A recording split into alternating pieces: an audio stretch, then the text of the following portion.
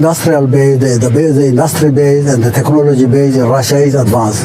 We've been blaming the Russian Federation for not utilizing this potential to contribute to global economic transformation, and particularly to the transformation of economies in Africa. Manufacturing is the name of the game. It's not a matter of exporting raw materials. A lot of these technologies and the base here in the Russian Federation is more than enough. Russia could have been a competitor in so many areas, not only machinery, equipment, or transfer of technologies. Now, the awareness is there. This is not a matter of buying trucks or buying equipment from Russia. Russia has a lot to contribute.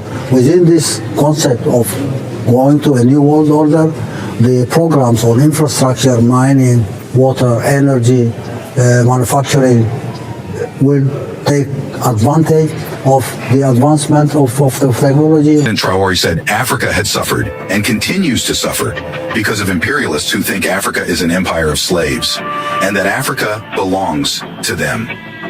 He further said the imperialists think African minerals, land, and resources all belong to them. These are not credit arrangements at all. It is a form of tribute. We had and continue to have a completely different approach. This gives us certain advantages when working with our partners, both with those with whom we had special relations during the Soviet era and those with whom we are relaunching relations now. That we must begin to do things that are going to inform the African agenda within the African economic and financial ecosystem. Greetings from DRAR Africa. In this enlightening episode, we spotlight African leaders passionately advocating for a unified front in reducing reliance on Western nations.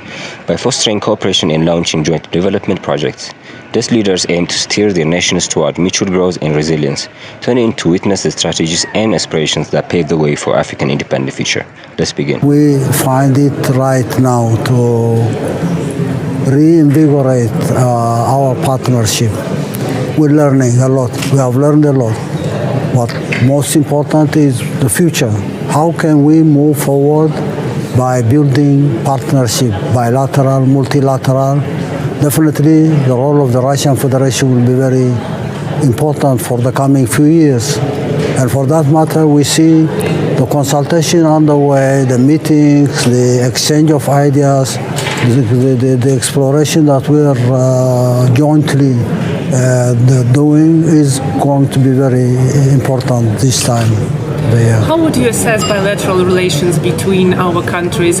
Maybe in which spheres is it developing most rapidly? It's an integrated approach as a matter of principle. We don't have one particular sector or industry. We start with infrastructure, for example. Infrastructure will include roads, railways, ropeways, ports, airports. That's critical, and that definitely will have its impact on other sectoral programs. We have energy, we have water management issues, we have mining, we have the fishing industry, we have agriculture, we have transportation and communications, and social services, health and education. It's an integrated approach. We're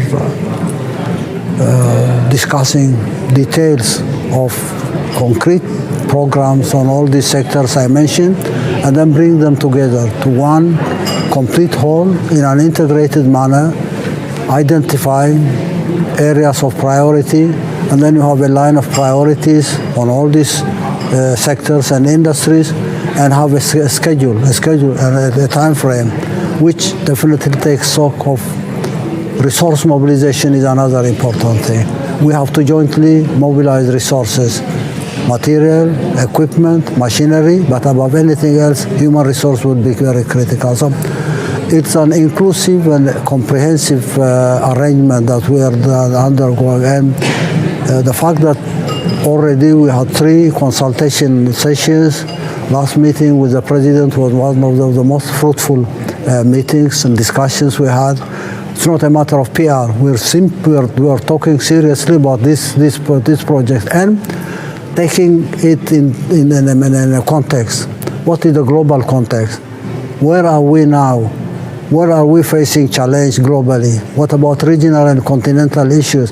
How do we relate our bilateral programs and integrate them into this global and regional setting? It's quite interesting, and I say it may take time to explain what exactly is going on, but hopefully future meetings and future discussions will enable us to detail plans on the projects that are on the table. Eritrea, your country, was one of those that did not support the UN decision to blame Russia for its position on Ukraine. How would you explain your position, the position of your country? I say this is the problem of Russia. Russia should have gone a long time ago, because the war was declared at the end of the Cold War. This war on Russia was declared at the end of the Cold War. Why? It's hegemonistic on the part of NATO, led by Washington. They came up with an idea of containing Russia. Containing Russia means not allowing Russia to progress in technology, agriculture, industry, a number of areas. The containment strategy designed about 30 years ago was a disaster. It was a declaration of war against Russia. Today people talk about the Ukraine-Russia. This is not Ukraine-Russia at all. It's NATO led by Washington that declared war against Russia 30 years ago because they felt Russia was their competitor. Russia was their challenge. So they have to contain Russia, weaken Russia, sabotage Russia's development in every area, very important area. So we say now we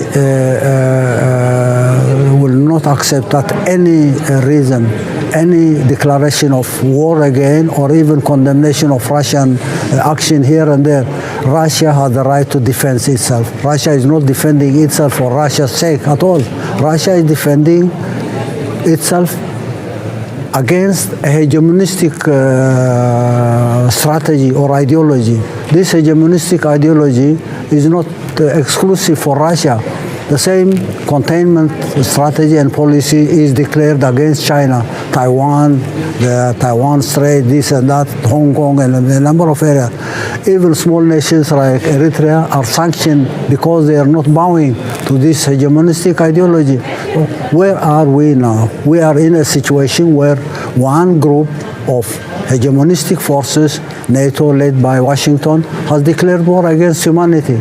And humanity has the right to defend itself. Above anything else, Russia has the right to defend itself. And when people came up with this idea, we were not at all with the idea, we're not supporting hegemony, we are not supporting containment, we are not with those who are trying to create a unipolar world. We have not been there for the last 30 years. So what's new now? What's new now? And what's new now for us is we don't accept any hegemonistic strategy or declaration that condemns Russia or any other party that does not get along with this idea. So it's very clear now. And nobody in Africa will forget this. And to this day, they are trying to issue commands and pursue their neocolonial policy there.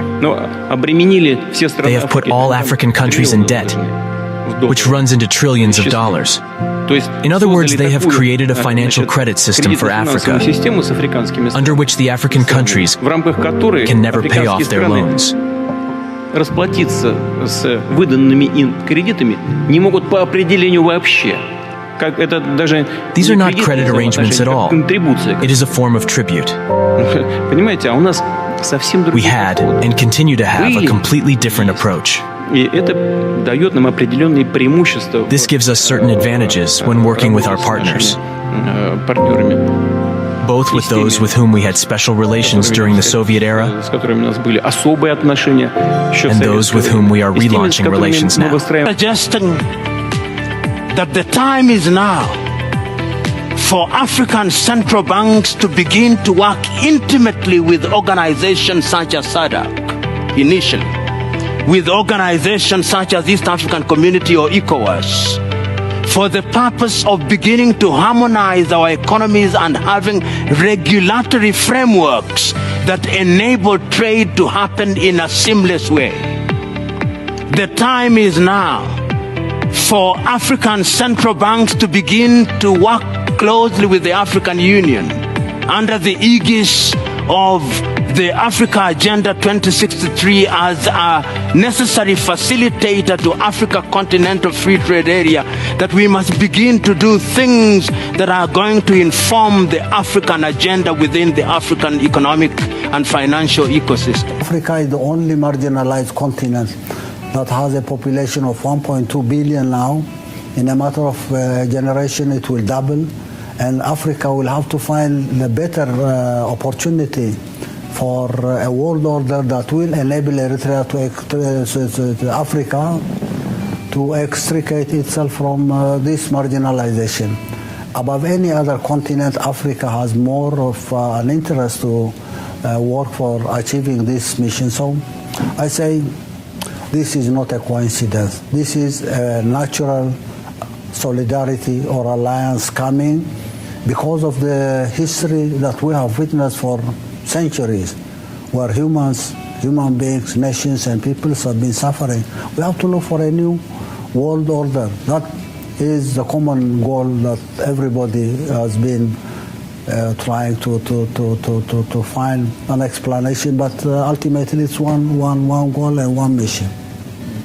Well, I have to agree with you entirely about the historical context being so important, because even it's become very clear that the fall of the Soviet Union was not the end of history, and even the guy who popularized that quote said later on, years later, that he was wrong.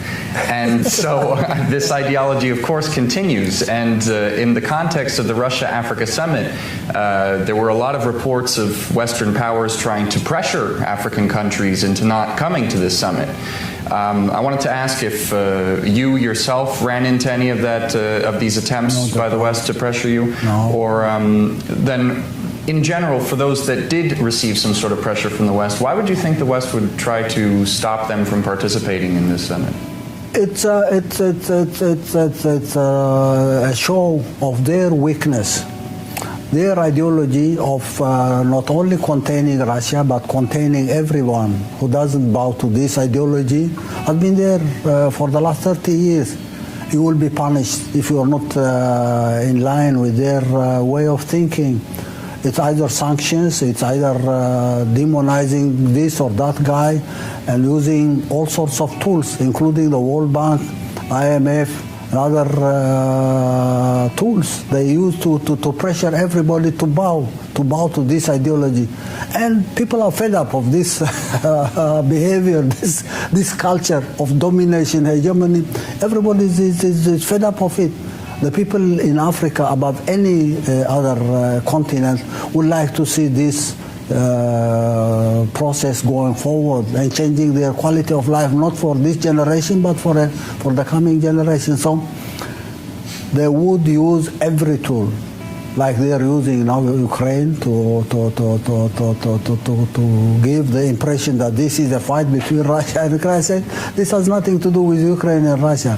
This is their declared war that has been there for the last 30 years, and it's not only Russia. It's for everybody else, everywhere in Asia, in Latin America, Europe, the Americas. People are fed up of this thing, and when they try to pressure someone who doesn't bow to this ideology, it only emphasizes the fact that they are fed up. They have failed. Their mission have failed. Putting NATO in an intensive care and Europe in an intensive care is not going to work anymore, even with all the pressure and all the tools that they have in there available at their disposal. So I say the success of this second summit of the Russia-Africa solidarity is a milestone, proving that their strategies are failing. Their tactics are no more impressing anyone, to at least for those who may have an interest in bowing or at least showing some sign of agreement with their ideology. That's no more valid now. And they will continue pressuring everybody so that they claim to be supported by populations in Africa. Nowhere in the continent will you find any one nation or people accepting to these pressures that are being imposed in spite of the marginalization that exists. And I think more than anyone else, Africa would reject any pressure from any side in the NATO alliance to come and make an event like this not happen anymore. Well, that actually brings me to my next question. First of all, about cooperation between Eritrea and the Russian Federation in the sphere of defense, because earlier this year I read one of your statements where you said that the Tigray rebels were actually supported by the United States in the war that ended last year. So I wanted to ask you, to what extent do you think defense cooperation between Eritrea and the Russian Federation can make the region not only more stable in terms of combating terrorism, but also preventing Western-backed attempts at regime change or anything like that? Yeah, it's been, I think, it's one of the tactics that's been used for generations, not only the last 30 years, but this has been a tactic, I mean, incite conflict and manage conflict. Incite conflict and go on managing this conflict everywhere. People are, as part of the lesson learned in history, we're fed up of this incitement of conflicts here and there to serve their hegemonistic strategy. And it's been, I mean, everyone knows very well why this sense of creating conflict at the level of the Horn of Africa, amongst peoples, amongst nations, among what you see now happening in the Sudan is one symptomatic thing of their involvement in creating ethnic, clan, tribal conflicts, and then fueling this conflict to serve their hegemonistic strategies. And people are saying we're no more to be fooled by these tactics coming from their side. And I think the lessons learned, the lessons that we're learning every day prove that we're extricating ourselves from this state of hegemonistic management of conflicts here and there. And that's why Africa has become marginalized, because talk about famine, it's Africa becoming an example. Talk about conflicts, Africa becomes pretext for everything. It's dehumanizing, and people will have to get out of this cycle, and they know very much. But in spite of the awareness that you see everywhere at the continental level, they continue to play this game. It's one of the tactics of hegemonizing and controlling and creating spheres of influence. You can only do that by inciting conflicts, ethnic, tribal, whatever. And as you were saying about how this this conflict that you could even say is a continuation of what was going on in the Cold War, of the West attempting to exert its ideology on the world.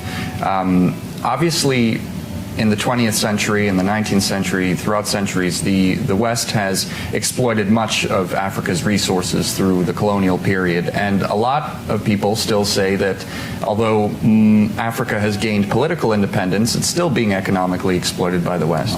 So would you say that this struggle is still going on against like neocolonialism, as you could say? And how would that need to it's trendy. It's trendy. That's why I started by saying let's look at it from a historical context. It's trendy. It's a pattern. It's a pattern of behavior. It's a cultural pattern for them to come up and change. What difference does it make, whether it's slavery, colonialism, or hegemonistic? It's a matter of grabbing, controlling, and using all possible tools of achieving that. I call it a fantasy. It's a sickness. It's a cultural sickness for people to continue generations working on this matter. Colonize or even grab land in the Americas. Do we find indigenous people now? Indigenous people are exterminated, first and foremost. You will never find red Indians that they would like to call them in the United States. They are not there because they were exterminated. Go to Australia and you see people exterminated. 9 million people were exterminated in the Congo, in Africa. It's grabbing land and exterminating populations. When you start doing something, let's say cotton plantation in the United States, they had to take slaves from Africa as cheap labor. Slavery was there, and the objective was very clear. Then it changed faces and become what people call colonialism. President Traoré said Africa had suffered and continues to suffer because of imperialists who think Africa is an empire of slaves and that Africa belongs to them. He further said the imperialists think African minerals, land, and resources all belong to them. He brilliantly went ahead to give the congregation some brief history of how African exploitation all started. He said the colonial masters had lied the African that a miracle of independence had occurred in the 60s, yet they left behind puppet leaders whom they continue to use for a sustained control of Africa. In his words, I quote, "They have no other purpose than to seek to live like the master, to satisfy the master, and to do everything that the master dictates to them. They steal, they plunder our states. They take everything to the master and their wealth is kept with the master. They do everything to live like the master and always satisfy him. When the master commands, they execute." Do you know who these puppets are? Ibrahim posed a question to the jubilant congregations. Ibrahim lashed out at African puppets who work with the colonialists to plunder Africa. Speaking with composure, he described the puppets as individuals who have no dignity, morals, and personality.